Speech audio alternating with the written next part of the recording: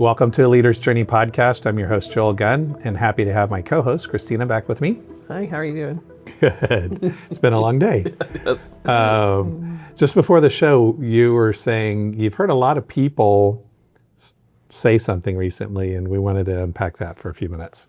It seems like I've been running across more, it's multi-generational. It's not just to young people or our age or even older. It seems like they're dealing with chronic fatigue. It's just like, what's going on? It's like, I'm just worn out. I'm tired. I'm spent. And it's like usually dinner time, and sometimes it's like noon. And I'm like, what's going on that you're just so tired? That's tired. So we sometimes throw it off like, oh, it's an allergy reaction to what's going on in the air, which is a contributing factor. But I'm wondering if there's more to that. Yeah, I think, as we were prepping for this episode, we both realized there is something more to it. And that's kind of what we wanted to dig into. It's this idea of, are you busy or are you productive? Correct. And I know for myself, this first came to me, I don't know, many, many years ago. I caught myself saying, I'm busy. I heard other people saying it. And one day I was reading about being productive, and it clicked. It's like, are you busy or are you productive? And I've shared that with a lot of people over the years as a way to reframe and revisit, when you catch yourself saying, I'm so busy, well, pause, and are you busy just doing a bunch of stuff, or are you productive actually doing something meaningful? And that's what we wanted to unpack and tackle here on this episode. So when I was in my 20s, I got a kick out of telling people, oh yeah, I work 60, 80, 100-hour weeks. And it was almost like as I said it, my chest would come up, my shirt would start to pop open, the S would appear, Superman, right? Because I'm working the crazy hours, climbing the corporate ladder. And so I think a lot of people, as time's gone on, I think our society puts pressure on us that we've got to be busy, right? There's an expectation that if you're not busy, you're not important. If you're not busy, you're not really getting anything done. If you're not busy, you're lazy. And that goes back, that's multi-generational. My grandparents' generation was very aware of being labeled as lazy. And so, like you said a moment ago, it's all generations are experiencing this fatigue, but yet the current society that we live in, at least here in the United States, we're not doing heavy labor out in the field like our grandparents did or the generations before them. There's not a lot of physical labor. We've become more of a society of mental exercise than physical exercise. And so this idea of motion versus progress, I think, is an illusion. I'm in motion doing a lot of stuff, but am I progressing toward an actual goal or something productive?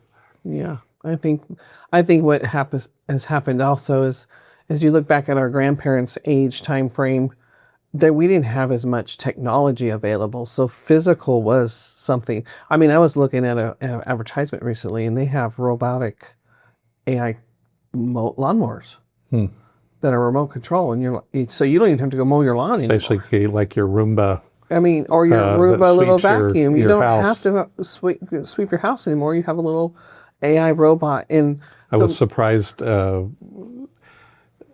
I commented to you the other day that Roomba's been around 20 years or forever, something like that. Yeah. So it's technology has caught up where we don't have to do the physical labor anymore, but that doesn't stop us from having to be multitasking a bunch of other things like the emails and the text messages and let's cook dinner. And a lot of people say women are really great at this because we have the way our brains are wired, we can multifunction. But at the same time, we're also wearing ourselves out. And so a few years back, probably 10 years back, I was listening to Dr. Caroline Leaf, and she was talking about milkshake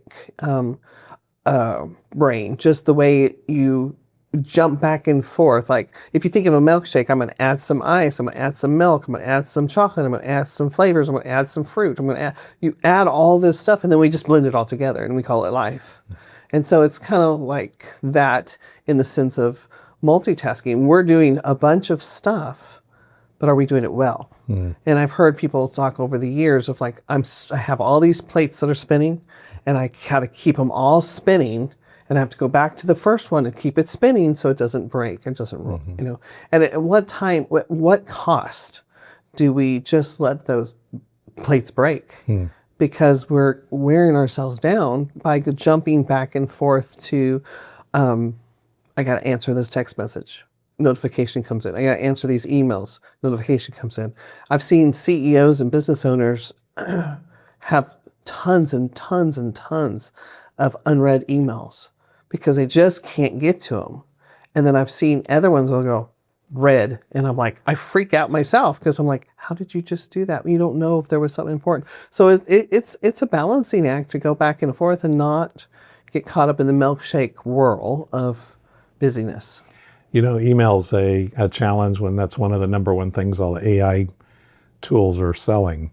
AI will read your email and prioritize them and summarize them for you. Really?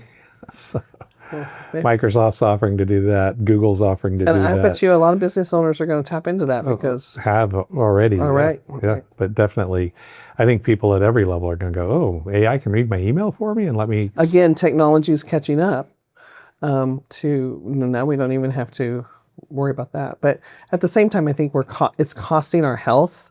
It's costing us... as I dove into the milkshake brain, it's causing us to be in a flight and fight mode, how you say that, and where you're always constantly alert and you're always on and you don't have a downtime and you're causing yourself this exhaustion and your cortisol level spikes. I know from my personal experience that I have been there and I still catch myself there. It just doesn't allow my brain fog kicks in, scatterbrain type of thing kicks in, and I just see this spiraling thing that's out of control. And I think a lot of people blame, well, my hormones are out of whack, I'm just the season I'm in. But how much of it is actually this brain shifting back and forth that you're not relaxing or prioritizing things? Yeah, I think Dr. Leaf and people in her field use this idea of context switching. So it's not so bad to sit there and answer emails, but it's answer emails and then do something else, then go to something else, then back to the email. It's switching context. So doing a task in and of itself is not evil. It's not necessarily tiring, especially if it's something meaningful. Then you get that reward system of accomplishing something meaningful. And so that productive thing actually becomes it becomes a positive reinforcement if you get used to doing that. We'll talk about, as we wrap up the episode, a practical way to kind of start to flip the switch on this stuff. But, the idea of context switching. So you're watching TV and then you're answering an email or two or three, and then you watch TV and then the commercials come on and you play a game, or you pause the TV and you take a phone call, and it could be from your best friend, one of your kids, your grandkid, it could be something fun that you're actually looking forward to. But just that jumping around causes that fatigue, which causes brain fog, which causes cortisol, as you said, to spike. You could be tired by 2 p.m. in the afternoon. So it's not, when people are saying they're tired, the thing we wanted to challenge in this podcast is, are you really tired? Like you didn't get 8 hours sleep, which there's truth to that. The whole blue light exposure a couple hours before you go to bed and that whole move, which I believe there's science to back that. But that's not the only thing. It may be a thing, but it seems like, what Dr. Leaf and her research and similar research has found is this context switching is very fatiguing, very subtly, and you might be able to do it well for days or weeks.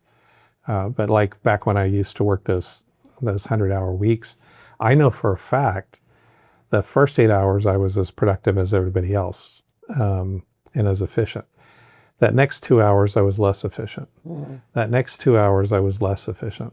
So yeah, I may have clocked 100 hours, but I probably was only 65 to 85 hours of efficient if I was really on my A game.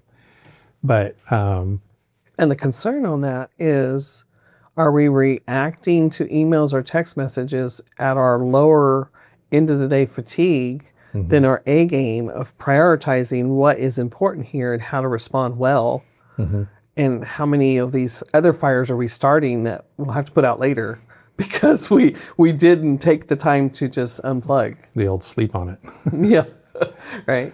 So the question we wanted to ask the audience is, if you look at what you have on your calendar and on your schedule, on your to-do list for tomorrow, how many of those things are actually productive, meaningful, get something important done, and how many of those are just noise? Or the other phrase we came up with was, how much of those are theatrical exhaust, right?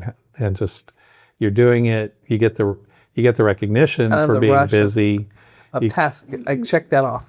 Yeah, but it's, and that's the difference, right? Is what are you checking off? A lot of people say I didn't get anything done today. Yeah. And what they're really saying is I didn't get anything meaningful done today. I don't feel like I accomplished anything today. Right. And the other extreme of this is if somebody just sits around all day. So, kids and teenagers, that happens, right? I'm bored. Bored.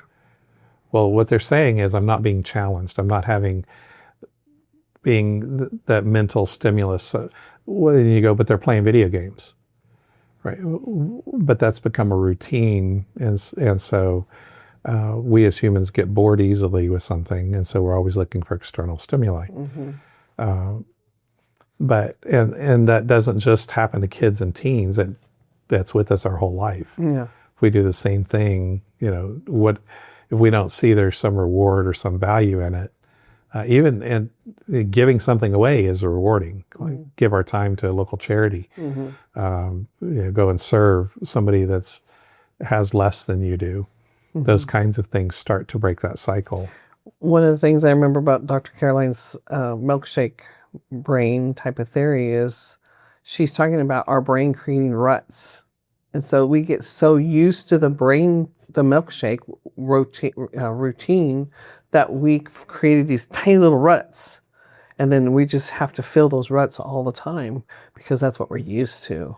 And that's what is kind of our physical neurology is like kind of now demanding this because this is the way we've been wired. We've created.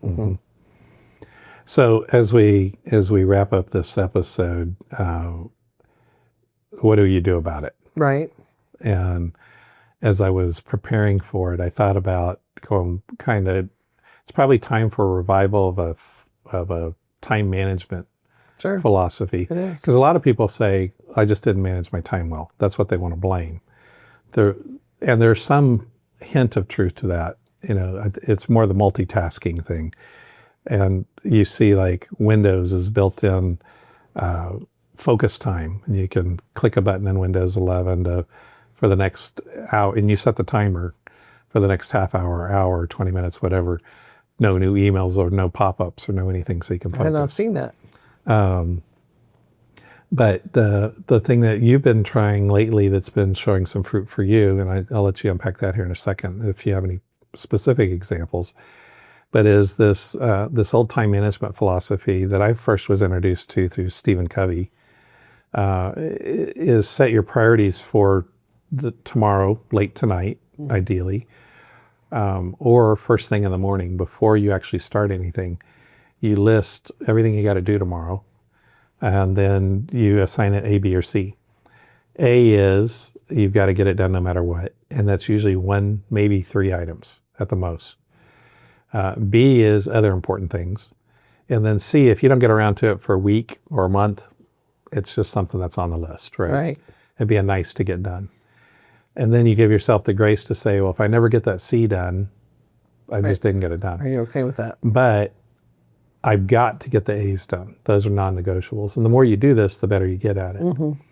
And then the B's are in between, right? The B's are important, but I've got to do them sometime in the next few days. I can't, our anniversary is coming up in a month or so. Well, that could be, getting you a gift could be a B item for the next couple of weeks. A B? It could be a B item. It's important that I don't have to do it tomorrow, right? But the day before our anniversary, if it's not done, now it's an A item, right?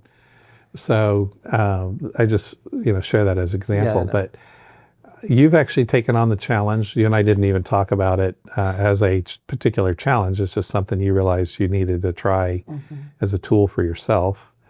What have you been trying? How's it been working? Well, those that know me for a lengthy period of time, I was just go with the flow. Shoot by the hip. Let's just go. Let's just do whatever, que sera, sera, whatever gets done today.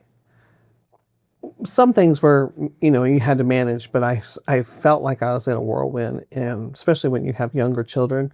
As they get older and they start self-sufficient, it's fine. But what I've learned recently about myself is lists are my friend, and I've not always thought that, right? And so I make a personal list. These are the things I personally need to get done for our family or for me or for our house. And then this is my professional list.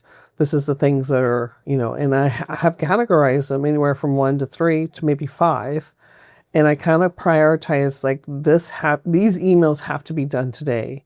This meeting has to be done today. There's no negotiable there, right? But this other stuff that is not pressing, I can rotate into another day. And then the same with our personals. Like this has to be done today, or laundry can wait till Friday, whatever that looks like. But what I've learned in myself, and I actually navigated it with my physical being and my well-being, is I started doing this list, prioritizing, similar to what you're talking about, ABC, 1 to 3 things that are just top of the list, has to be prioritized to done today, and started doing this pretty regularly. I noticed my reaction has come way down. I'm not reacting, I'm responding, because I'm allowing myself that time to just shift and process it, think about it. Of course, our personal journey with journaling and stuff like that has been a big factor in calming the fight and flight mode down. They're not at me. They're not, they're not requesting. Just because an email comes in, they're not asking for a big return right now. Like one of my performance reviews last year was, Christina, your response is like, I got A's, 100%. And I was like, that's good. But am I driving that to a point of wanting to get that mark instead of just being responsive? And am I responding during dinner, or can I respond tomorrow morning? Right. So prioritizing that. And then I noticed that I've had my blood work done about a 12-week span. And my cortisol level's great. My hormones are in balance. Tweaks here and there.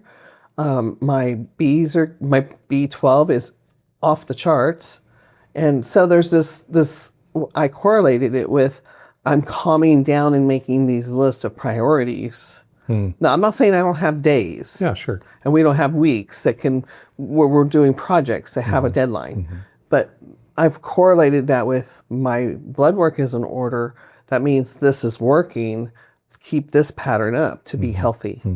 And I get tired, but it's not the fatigue tired of a milkshake brain, right? So that's my experience, and I've actually followed it up with blood work. Your 20-something-year-old self would be shocked. Right? Let's talk to her about this. And so when I talk to 20-something-year-olds, I'm like, please take my advice. I've been here and done that. Please.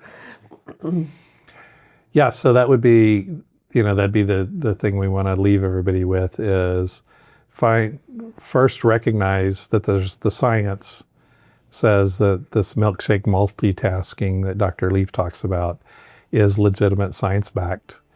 She's not the only one. You can find it lots of places. And so what do you do to start to, and it's the context switching. So it's answering emails is not evil. Answering emails at dinner, that's context switching, right? And so how do you start to structure your day a little bit, even if you're a free spirit, like you are? How do you add just a little bit of structure that starts to relieve the stress, the fatigue, and so on? But thanks for your time. That was fun. Yeah, it was great. Thanks for having me. Thanks for joining us for this episode of A Leader's Journey podcast. If you enjoyed it, give us a thumbs up and remember to subscribe to our channel.